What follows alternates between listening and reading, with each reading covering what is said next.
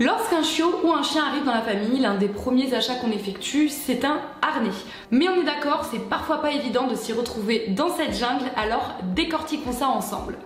La première catégorie de harnais, ce sont les harnais en H, donc c'est les plus classiques, les plus courants qu'on peut trouver, souvent aussi les moins coûteux. C'est un bon harnais qui peut servir pour des promenades quotidiennes en ville ou en liberté, puisqu'il ne gêne pas le chien dans ses mouvements. Mais attention à bien choisir une taille adaptée et une matière confortable pour éviter les frottements, vous savez, en dessous de l'épaule qui peuvent gêner, faire mal et irriter votre chien. Le petit inconvénient de ce dernier, c'est le petit manque de praticité pour l'enfiler, puisqu'il faut passer les deux pattes avant dans les sangles.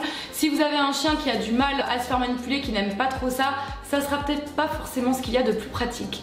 Une seconde catégorie de harnais sont les harnais en X ou en Y en fonction de s'il y a un plastron au niveau du poitrail ou non.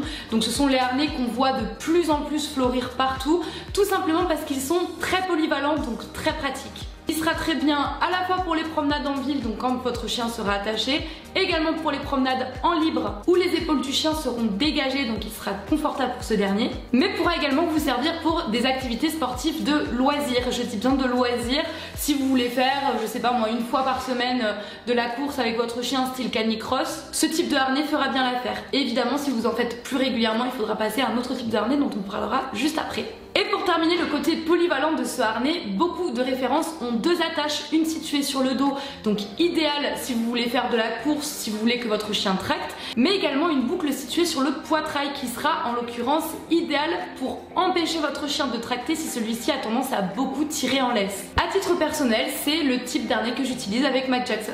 Il y a également les harnais en T qui sont souvent utilisés par les chiens policiers, militaires ou les chiens de sécurité. Ce type de harnais a l'avantage d'avoir quasi systématiquement une poignée sur le dessus, ce qui assure quand même une certaine sécurité. C'est un type de harnais qui est souvent apprécié par les personnes ayant des chiens à gros gabarit ou qui n'aiment pas vraiment être manipulés, puisqu'il s'attache et s'enlève extrêmement facilement. Comme les harnais de modèle X ou Y, on retrouve souvent une boucle pour attacher sur le dessus et une boucle pour attacher sur le devant, ce qui limite les tractions.